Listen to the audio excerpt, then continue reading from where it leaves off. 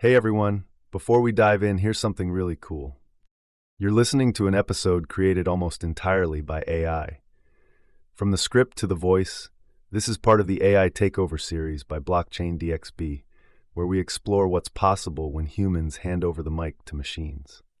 There's little to no human involvement, and that's what makes this episode so powerful. Welcome to the future of content creation. Let's get into it. This episode is powered by Amana, the region's first and fastest growing regulated all-in-one trading and investing app. Whether you're looking to invest in US stocks like Apple or Tesla, or MENA giants like Adinoc or Salik, Amana puts the financial market at your fingertips. You also get access to gold, foreign exchange, ETFs, futures, and commodities. With over 375 assets to choose from, they've got the largest crypto selection in the region. And listen, guys, if you want to build long-term wealth without thinking about it every day and want to automate your investing, just set your monthly budget, choose your preferred categories, and let Amana do the rest. No fees, no lockups, and 100% customizable. Even better, funding your account is frictionless, and funding your account is easier than ever. You can fund your account with Apple Pay, Google Pay, credit cards, instant bank deposits, and even your crypto wallet. No friction, no hassle. And if you get stuck, Amana offers 24/6 real human customer support and personalized sales assistance. Because you're part of the Blockchain DXB community, you get an exclusive offer. Register with the code BlockchainDXB and make at least one trade to receive a $100 trading bonus credited to your account the following month. So what are you waiting for? Download the Amana app now. The link and code are in the show notes. Next up, Blockchain DXB is proud to be the official media partner for one of the biggest blockchain events of the year, the Blockchain Futurist Conference. For the first time ever, North America's leading crypto event is heading to the United States, taking place at the iconic Guitar Hotel at Hard Rock in Hollywood, Florida. Alongside it is ETH Women, happening simultaneously. Expect multi-stage panels, NFT galleries, DeFi showcases, tech demos, metaverse experiences, and more, all under one roof. It's where the smartest minds in blockchain, crypto, and AI will converge. Get 25% off tickets by using the code DXB25. And yes, I'll be there with exclusive live coverage, behind-the-scenes interviews, and spotlight features on groundbreaking projects. Mark your calendars, November 5th and 6th, 2025. Visit futuristconference.com and use code DXB25. Link is in the show notes. Next up, Blockchain DXB has two more interesting partnership news to announce. First up, with Future Blockchain Summit and Fintech Surge 2025. Blockchain DXB is an official media partner of Future Blockchain Summit and Fintech Surge 2025. Future Blockchain Summit is one of the biggest and oldest blockchain summit taking place in Dubai, going back to almost a decade, 2017 to be precise. The event takes place between October 12th to 15th at Dubai Harbour. This is where blockchain meets fintech to redefine the future of finance. 250 plus world-class speakers, 1,200 plus investors, live demos, product launches, and the exclusive invite-only GITEX Digital Assets Forum, all under one roof. From Web3 pioneers to fintech leaders shaping payments, banking, insurtech, AI, and DeFi, this event brings the entire ecosystem together. Startups, this is your launchpad. Get in front of top VCs, accelerators, and industry leaders. For blockchain and fintech companies, this is where connections turn into partnerships and dreams turn into exits. Register today at futureblockchainsummit.com. Don't just watch the future unfold, own your space in it. Remember, Future Blockchain Summit and Fintech Surge 2025. The registration link is in the show notes below, and see you at Dubai Harbour. Second partnership news kicking off from today is with the leading Bitcoin event organizers on this planet. And this year, Bitcoin Asia is taking things to another level. Bitcoin Asia are hosting a massive gathering this August in Hong Kong, and Blockchain DXB is proud to be an official media partner of Bitcoin Asia 2025. Taking place this August in Hong Kong, Bitcoin Asia is the region's premier Bitcoin gathering, where builders, investors, and innovators meet. It's really an honor for Blockchain DXB to be associated with Bitcoin Asia. Now at this event, expect powerful keynotes, bold conversations, and a headlining session with none other than Eric Trump. He will be sharing his vision for Bitcoin's long-term potential, its role in global finance, and Asia's massive impact on adoption, and a lot more. So listen up, guys. From infrastructure to regulation, privacy tools to lightning development, Bitcoin Asia connects global Bitcoin communities and drives innovation across cultures and markets. And as part of this partnership, you can register for the Bitcoin Asia using the code DXB. All the details are in the show notes below. If Bitcoin's in your blood, this is your event. So, register today at asia.btc and don't forget to use code DXB for 10% off your tickets. Bitcoin Asia 2025, Hong Kong is calling. Be part of the future of Bitcoin. Next up, Advanced Media is the largest distributor of professional video, photography, cinema, and broadcast accessories in the Middle East. They represent over 100 major brands, including DJI, Hasselblad, Red, and Rode. The mic I'm using to record this? Sponsored by Advanced Media. But what really sets them apart is their commitment to purpose. People, planet, and prosperity.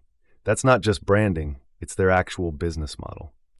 They've partnered with SAE Institute in Dubai to offer scholarships to students pursuing a bachelor's degree in filmmaking, each worth AED 50,000. They also run regular workshops, training programs, and tech showcases across the region. For more info, visit amt.t, that's amt.tv. Finally, let's talk about something every crypto investor should take seriously: security. And that's where Ledger comes in. Ledger is one of the most trusted names in crypto security. Their hardware wallets, like the Nano S Plus and Nano X, keep your assets safe by storing your private keys offline. That means you're protected against hacks, malware, and phishing attempts that can compromise online wallets. The company is headquartered in Paris and is constantly innovating.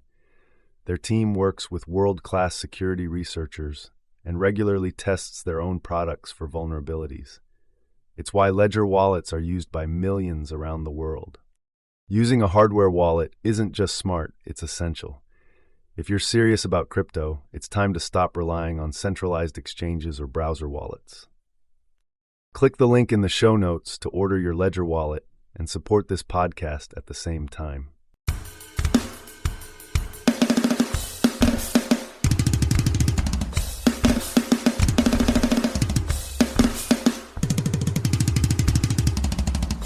When you map out traditional financial markets, you're usually looking for some sense of architectural stability. Right. You want to see the blueprints. Exactly.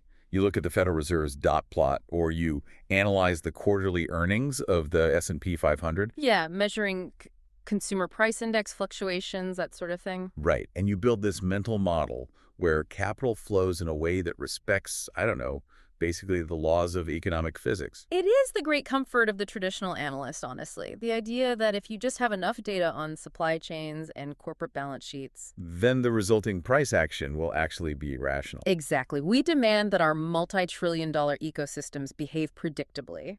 But then you take a single step into the modern intersection of cryptography, sovereign wealth, and real-time geopolitics, and those blueprints just spontaneously combust. Oh, completely. We aren't analyzing a closed system anymore. No, not at all. The landscape you're looking at today is completely beholden to the sheer, unadulterated chaos of human psychology.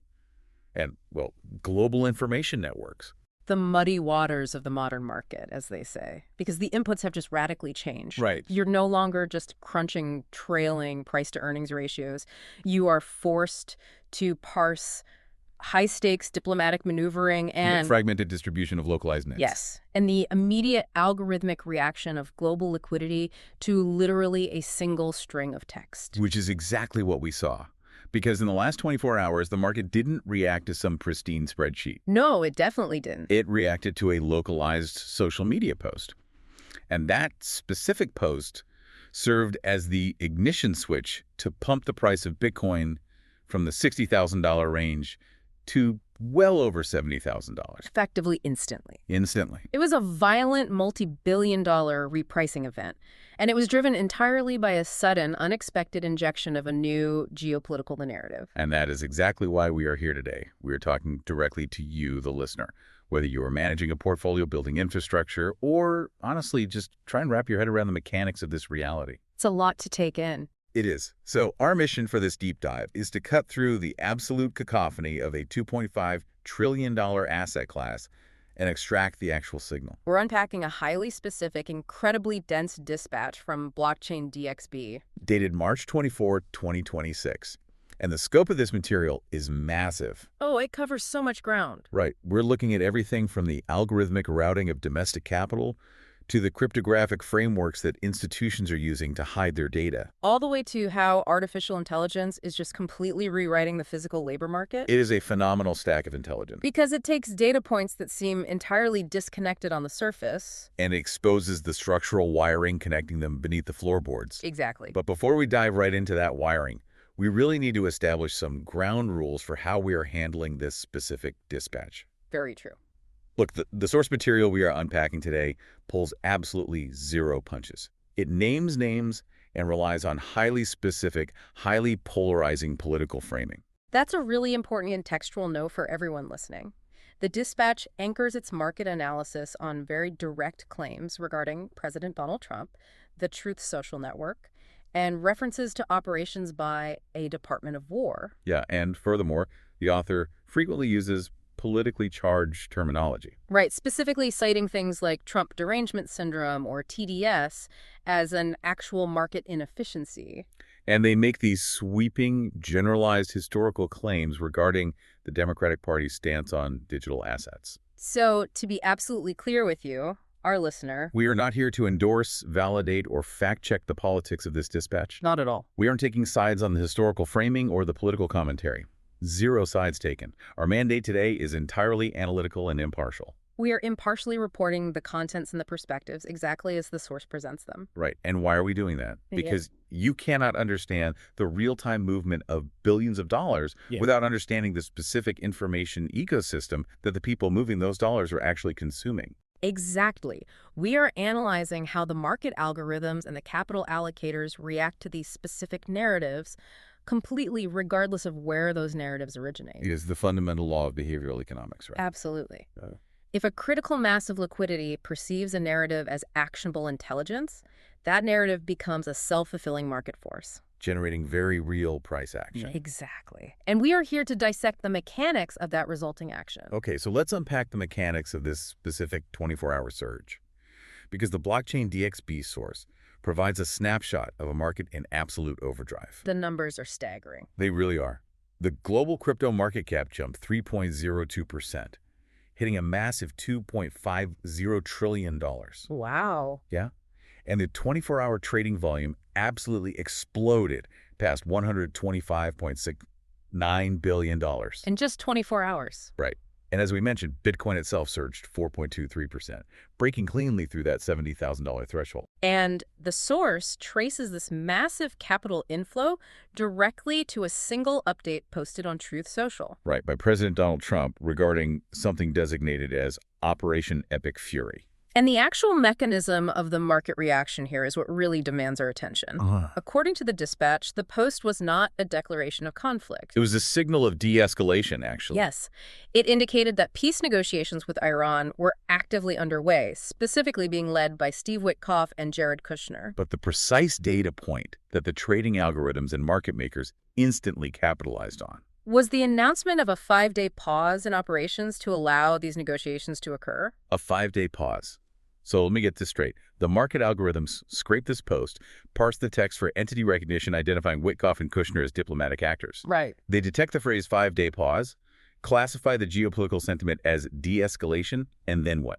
They just instantly execute massive buy orders across global exchanges. Before a human analyst has even finished reading the sentence. That is wild. It is, but you have to look at the macroeconomic baseline. The overarching state of global markets right now is perpetual anxiety. For sure. In fact, the source points out that despite this massive pump, the underlying fear and greed index is still sitting at 32. Which is firmly entrenched in the fear zone. Exactly. When the baseline is fear, the commodity that capital craves above all else is certainty. Even temporary certainty. Even temporary certainty. Even if the broader geopolitical situation remains highly volatile and complex, a specific quantifiable metric, like a definitively announced 5-day pause, acts as a temporary anchor. It provides a defined window where the tail risk of sudden catastrophic escalation is mathematically reduced. And the market prices in that temporary reduction in risk by reallocating capital into risk-on assets like Bitcoin. Precisely. Okay, I understand the algorithmic reaction to certainty. I really do. But I have to push back on the broader informational philosophy the source is advocating here. The insistence on ignoring mainstream media? Yes. The dispatch goes out of its way to insist that anyone trying to understand the market right now must completely ignore mainstream media. Right. They argue that mainstream outlets are blinded by this TDS concept. Yeah. And that true market intelligence can only be found by exclusively monitoring Truth Social and updates from the Department of War. It definitely paints a picture of a radically bifurcated information landscape. It does. Yeah. And honestly, it's an incredibly dangerous way to navigate liquidity.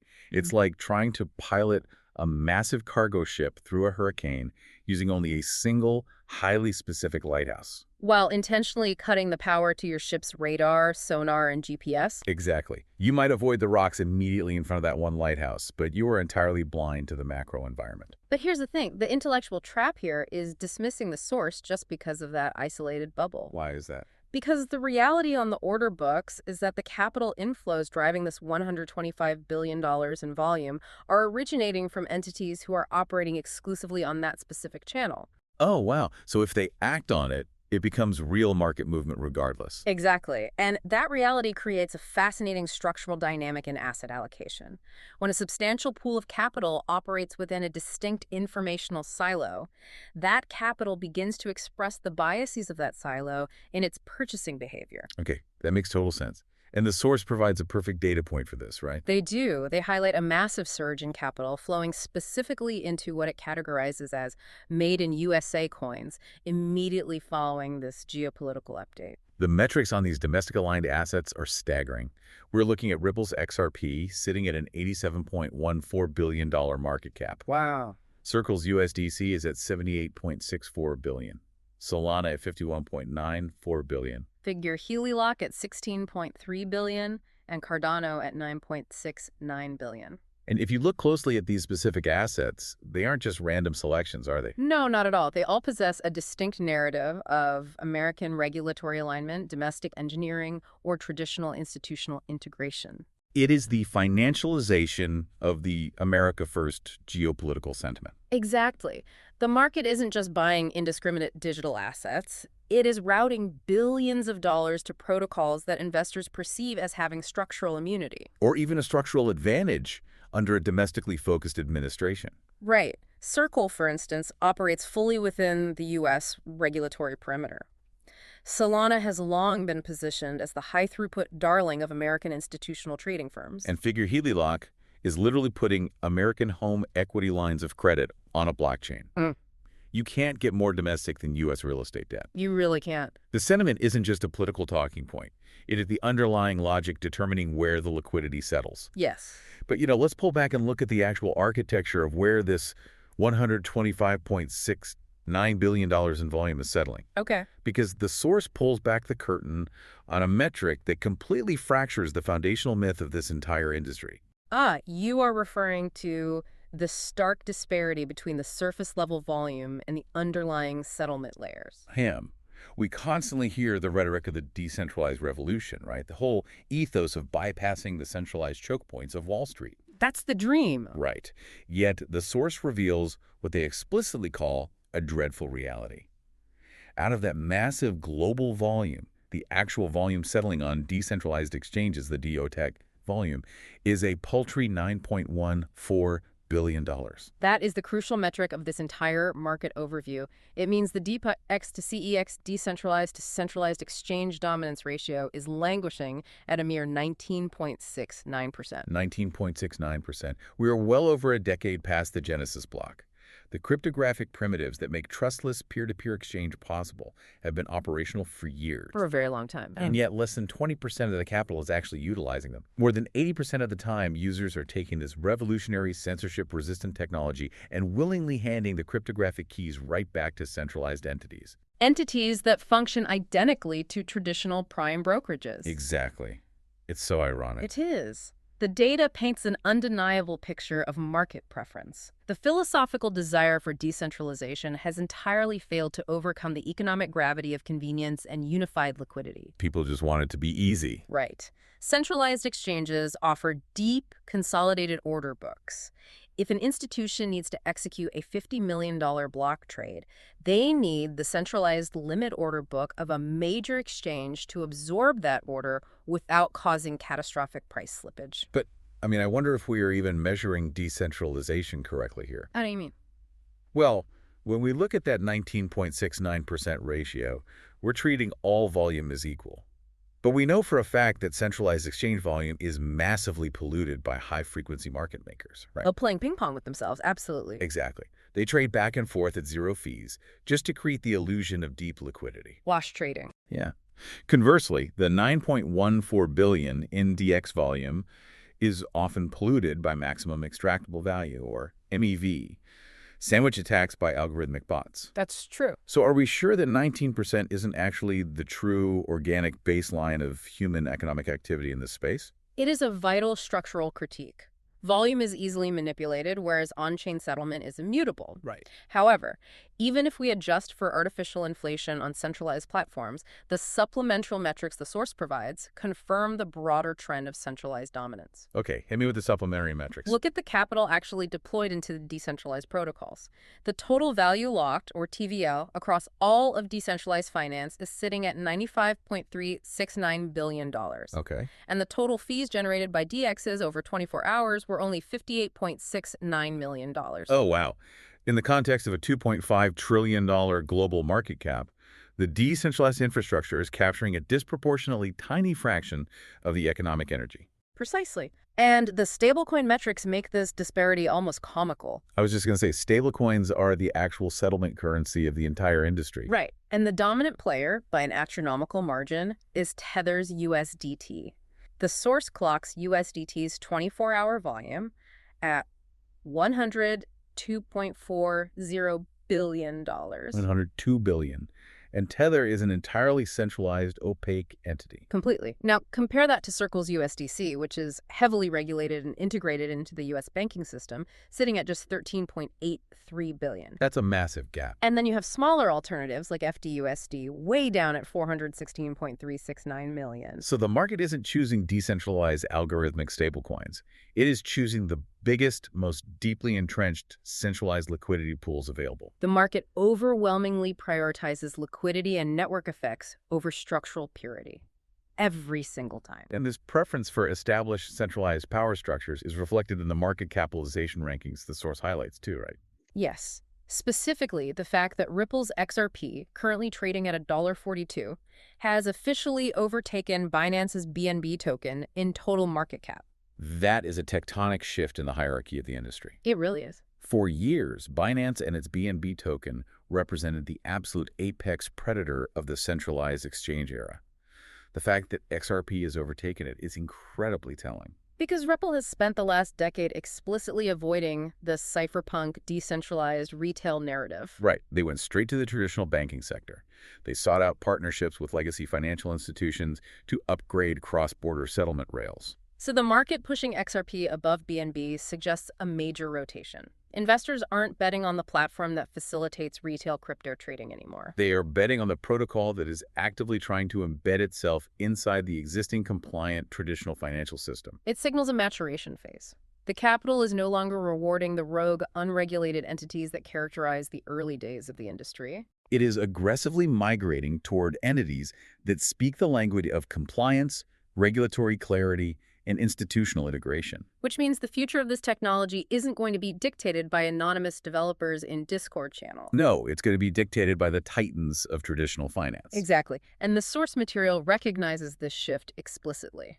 They argue that the most critical piece of news for the entire year of 2026 isn't the software upgrade or a new cryptographic primitive. It is a document written by the CEO of the world's largest asset manager. Larry Fink's annual chairman's letter to BlackRock investors. When an entity that manages trillions of dollars in global capital publishes its strategic blueprint, it is not merely offering an observation of the market. It is actively initiating the gravitational pull that will reshape the market over the next decade. Exactly. And the source dissects this massive strategic document into 6 distinct pillars. And we need to explore the underlying mechanics of each one, because Fink isn't just talking about digital assets. He is outlining a complete restructuring of the global economic engine. Let's do it. So the first pillar he establishes is that capital markets are increasingly driving a growing share of global economic value, fundamentally outpacing traditional bank lending. This is a crucial macroeconomic rotation. Historically, bank balance sheets were the primary engines of economic expansion. Companies took out loans. But Fink is noting that the efficiency, the speed, and the depth of the public capital markets are aggressively disintermediating the traditional banking sector. Right. Capital is bypassing the loan officer and going straight to the debt and equity markets. But he immediately pairs that observation with his second pillar, which is a stark warning about wealth inequality. This is where it gets heavy. It does. He explicitly points out that because the capital markets are driving the growth, the economic benefits are intensely concentrated among those who actually own assets. If you are participating in the economy purely through wage labor, you are structurally engineered to fall behind. Because the velocity of asset appreciation is mathematically outpacing wage growth. It is the defining economic friction of the decade.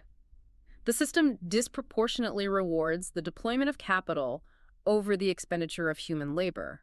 Which creates a fascinating paradox when we examine his third pillar, which focuses heavily on artificial intelligence and technology. This is where the narrative takes a massive, unexpected turn. Completely unexpected. For the last 5 years, the consensus has been that AI is a purely digital phenomenon that will automate cognitive labor and consolidate wealth in Silicon Valley. Right. Fink acknowledges that AI will absolutely accelerate wealth concentration among the asset owners who control the technology. But the immediate real-world labor demand created by this digital explosion isn't for more software engineers. No, the demand is heavily concentrated in the scaled physical trades. The statistics he cites are incredible. The letter projects that employment for electricians is growing 3 times faster than the national average. Electricians? Yes, and carpenters are looking at a 4.5% projected growth rate. The irony is absolutely brilliant. We have spent billions developing autonomous, hyper-intelligent software models capable of rewriting human knowledge.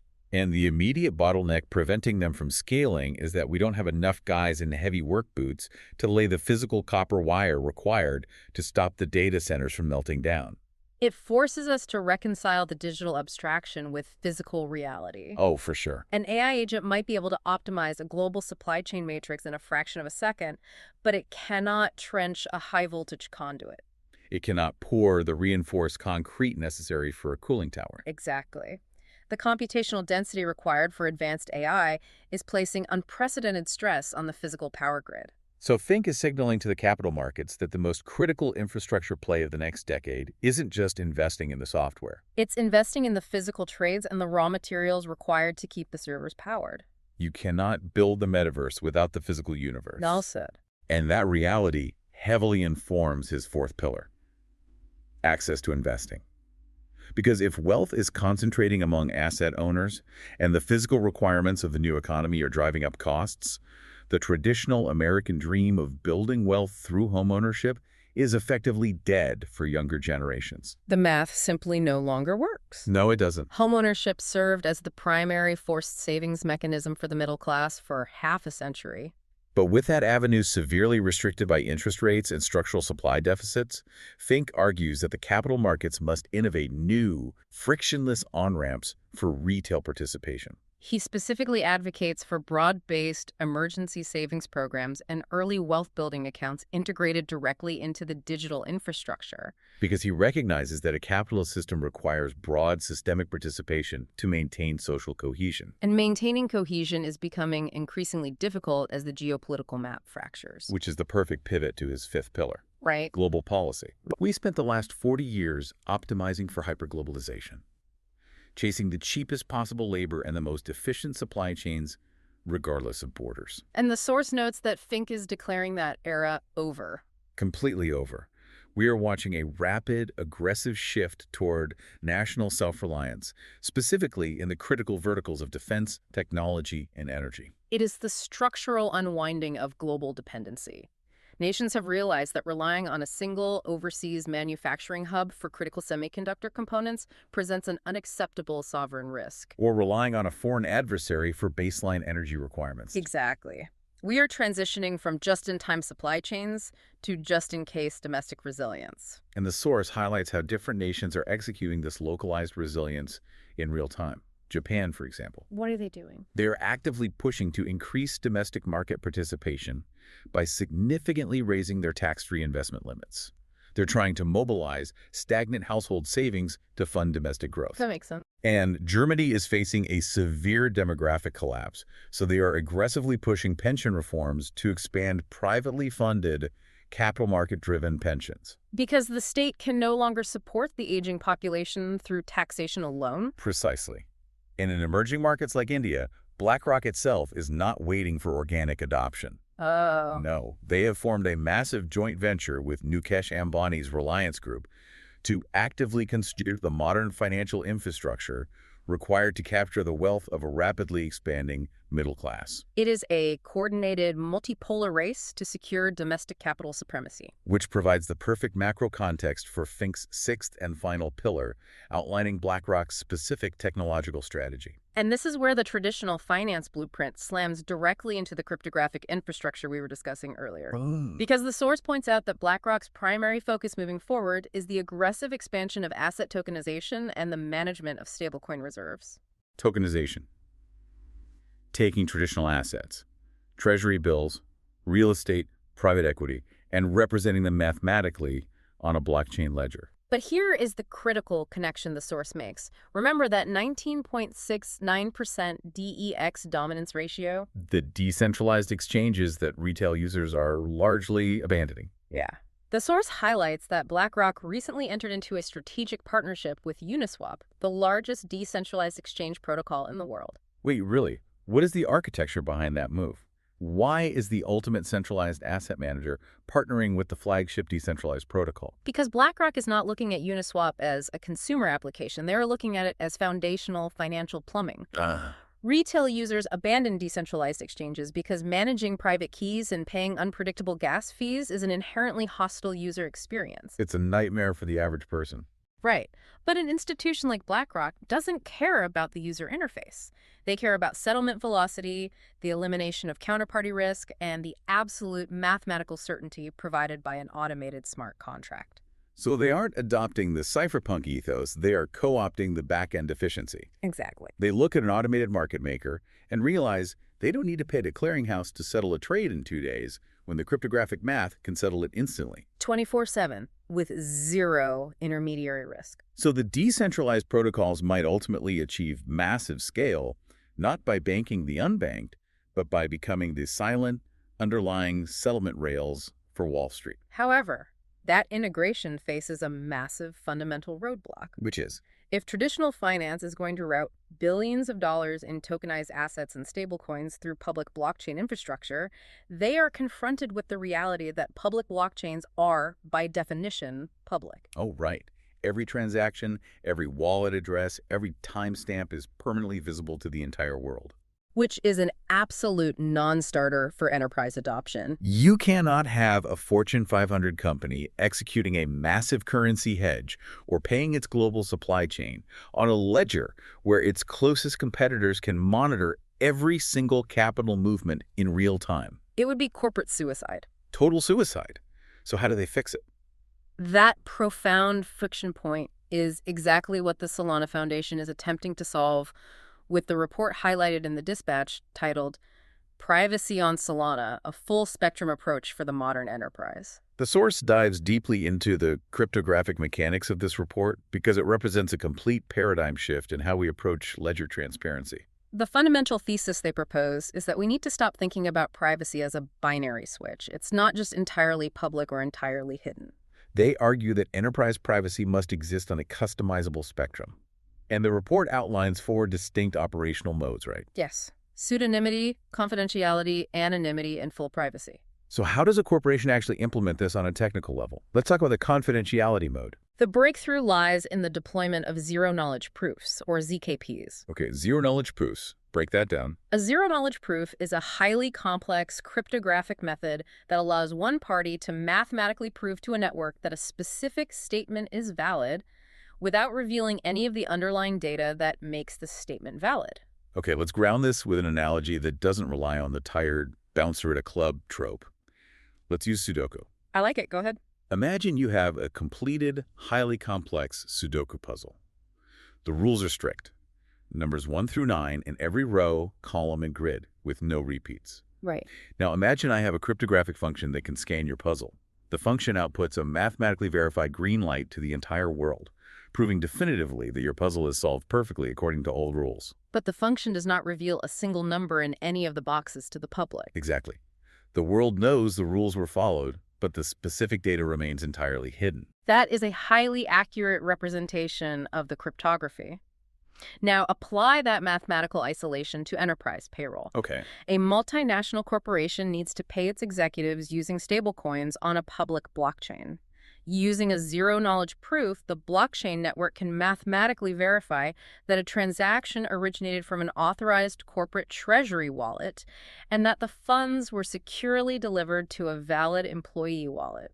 The network achieves consensus and settles the transaction, but the actual dollar amount transferred and the specific identities associated with the wallets are entirely obscured from the public ledger. You have transparent cryptographic math verifying completely opaque corporate data. It is brilliant engineering, but I see an immediate collision with regulatory reality here. Compliance. Yes. If the data is mathematically obscured, how does that corporation comply with global anti-money laundering regulations? How do they prove they aren't sending funds to a sanctioned entity if the transaction details are hidden? Because regulators do not accept trust the math as a compliance strategy. Definitely not. So what's the solution? Which is why the source highlights the integration of Solana's attestation service. Okay, what does that do? This is the bridge between cryptographic privacy and legal compliance. The attestation service allows an institution to link verified, real-world identities to their on-chain wallets. But that linkage is maintained strictly off-chain. So the enterprise gets the best of both worlds. They operate on the public ledger using zero-knowledge proofs to hide their strategic moves from competitors. Exactly. But if a regulatory body issues a subpoena or demands an audit regarding the travel rule or sanction screening, the enterprise can use the off-chain attestation service to explicitly unmask the relevant transactions. And prove complete legal compliance without ever exposing that sensitive data to the broader public. It is a compliance-first architectural design. And the source includes a highly relevant question from a listener named Tom, who asks how this specific privacy architecture on Solana impacts the broader competitive landscape. Oh, right. Tom asks if this built-in capability will drive enterprise adoption away from older, established interoperability networks like Chainlink and their CCIP protocol. It's a great question because Chainlink has been the undisputed heavyweight champion of connecting real-world data to blockchain networks. But the dynamic Tom is identifying is the shift in enterprise preference from assembling custom infrastructure to demanding comprehensive plug-and-play frameworks. Exactly. Major financial institutions do not want to hire teams of highly specialized cryptographers to custom-build zero-knowledge proof architecture and then try to duct tape it together with external compliance oracles. The technical debt and security risks are just way too high. Right. If Solana can provide a unified, natively integrated suite that handles the heavy cryptographic lifting of ZKPs while simultaneously satisfying stringent regulatory frameworks out of the box, that represents a massive reduction in friction. Enterprises will gravitate toward the fully integrated system over the fragmented components every single time. It is the evolution of the technology stack. But as we look at how this stack is evolving, the source seamlessly pivots to a development that completely reframes who, or rather what, will actually be using this infrastructure. We are moving beyond enterprise treasury management. The source highlights a massive new standard released by MoonPay. Yes, MoonPay's introduction of a new open-source wallet standard. And the critical detail here is the institutional weight behind it. This isn't a small startup experiment. The standard is being actively supported and integrated by massive industry players like PayPal, Circle, and OKX. But the architecture of this wallet is what makes it truly revolutionary. This standard is not designed to help you or me securely hold our digital assets. No. The force explicitly outlines that this infrastructure is being engineered specifically to allow autonomous AI agents to manage funds and execute transactions across multiple blockchain networks. This is the exact moment where the disparate technological streams we have been tracking violently converge. It really is. We discussed Larry Fink's macroeconomic focus on AI restructuring the economy. We discussed the mathematical frameworks required for secure on-chain privacy. Now, we are examining the actual financial plumbing being laid down to empower non-human actors to interact directly with capital. The technical specifications, the source lists for this AI wallet standard are fascinating. First, it features unified access. This means the AI doesn't have to manage 20 different fragmented accounts, right? It pulls liquidity from a centralized pool, allowing it to operate efficiently across different chains. Second, it utilizes isolated signing processes. This is a crucial security layer. Okay, unpack that. It means the actual private keys, the cryptographic authority to move the money, are kept in a highly secure encrypted vault, completely isolated from the AI's core logic model. So the AI can propose a transaction, but it cannot directly access the keys. That isolation is paramount. If you are empowering an advanced algorithmic model to execute complex financial strategies, you must mitigate the risk of a logic hallucination or an exploited parameter, causing the AI to accidentally liquidate your entire corporate treasury. Right. The isolated signing acts as a physical air gap. And that security is further reinforced by the third feature: strict policy controls, where the human operators can hard-code unalterable parameters into the wallet, setting maximum daily spending limits or restricting transactions to specific pre-approved smart contracts. or requiring human multi-signature approval for transactions over a certain threshold. By establishing this open-source standard, PayPal, Circle, and MoonPay are effectively building the foundational banking system for artificial intelligence. They are giving algorithms a secure, standardized way to custody and deploy capital. But how does this highly theoretical, futuristic architecture interact with the slow, bureaucratic reality of local governments and daily physical operations? Because the source doesn't just leave us in the digital ether. No, it brings us crashing back down to real-world policy implementation. The transition from digital architecture to legal reality is happening faster than anticipated. The source directs our attention to state-level policy shifts in the United States. Specifically, highlighting a comprehensive stablecoin framework recently introduced in Delaware.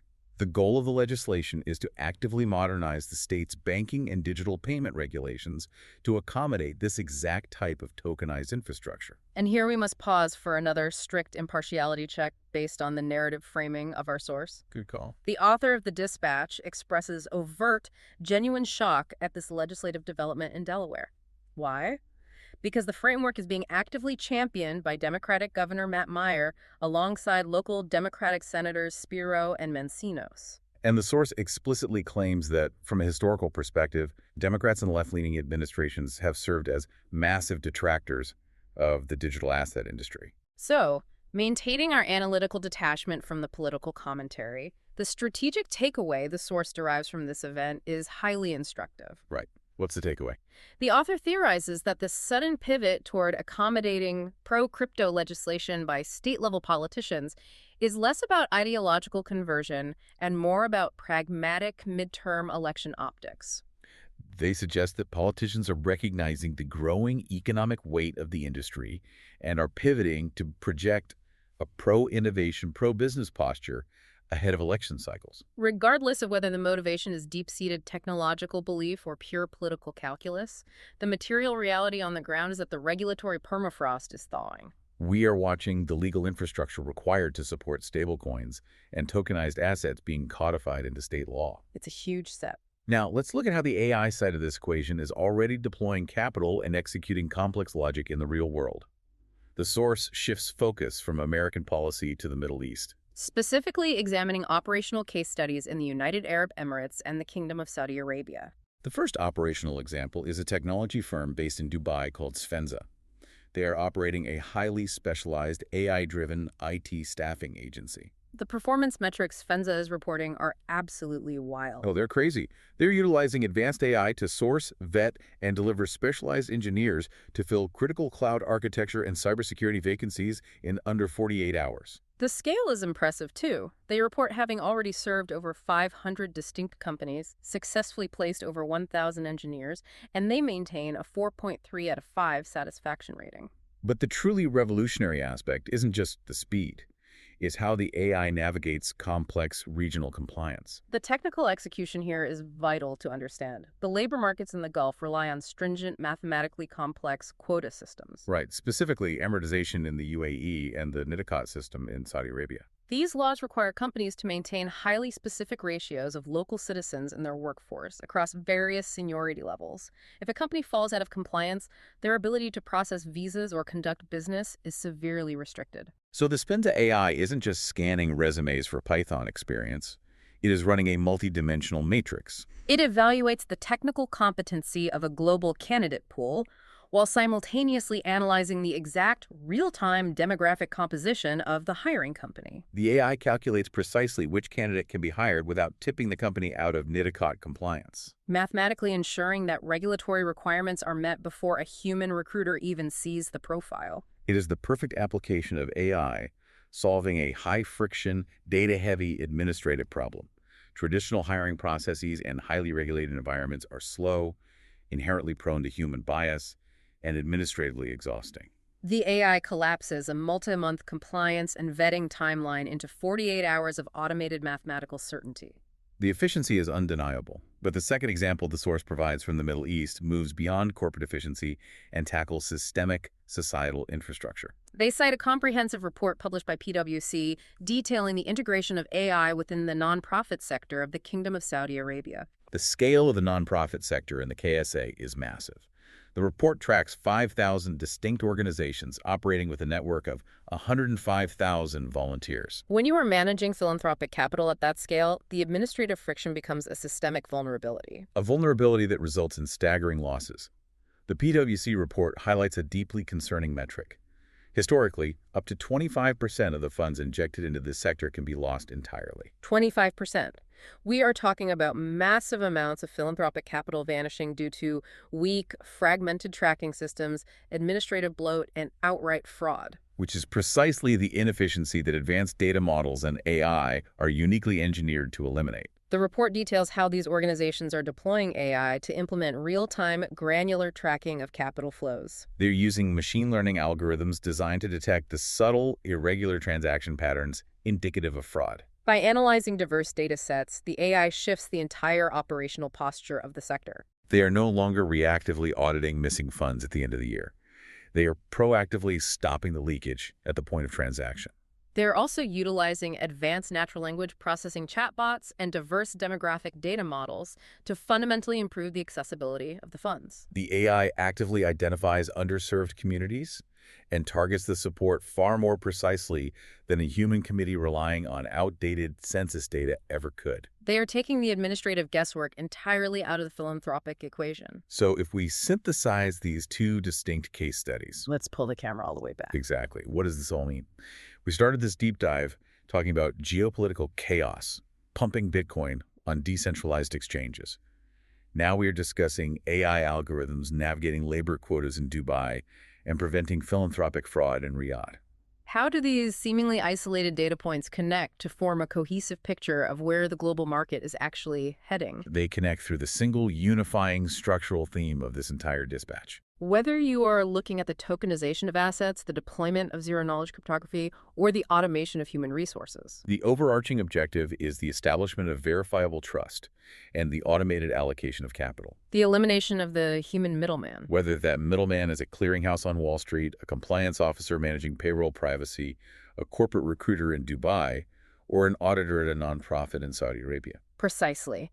The system is systematically replacing slow, biased, error-prone human administration with cryptographically secure, mathematically verified, automated execution. We are transitioning from an economy based on institutional trust to an economy based on verifiable code. You don't have to trust that the nonprofit is spending the money correctly. The blockchain proves it. You don't have to trust that the corporation is compliant with regulations. The attestation service verifies it off-chain. You just have to trust the math. And that brings us to the conclusion of an incredibly dense, expansive deep dive into the underlying mechanics of the 2026 market.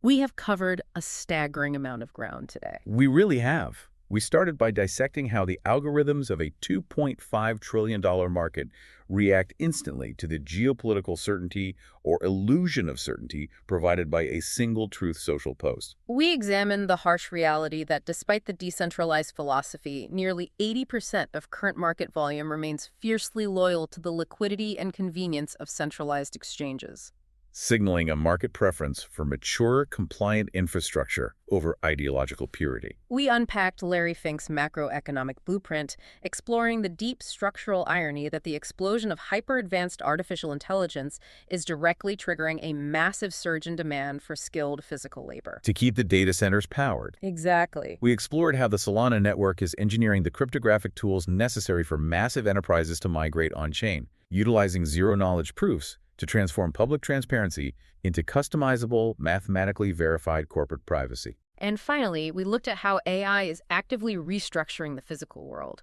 from automated compliance in the Gulf labor markets to deploying standardized open-source MoonPay wallets. Wallets that give these algorithms direct access to global liquidity. It is a phenomenal amount of structural shift to process. It is a fundamental rewiring of economic physics. And as we conclude, I want to leave you, the listener, with one final, deeply provocative concept to consider as you navigate this evolving landscape. What's that?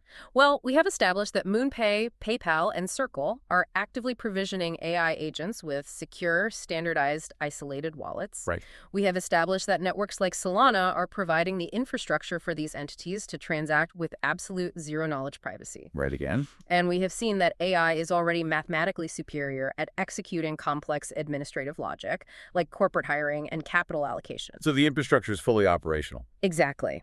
This forces a profound question about the immediate future of the market you are participating in. I'm listening.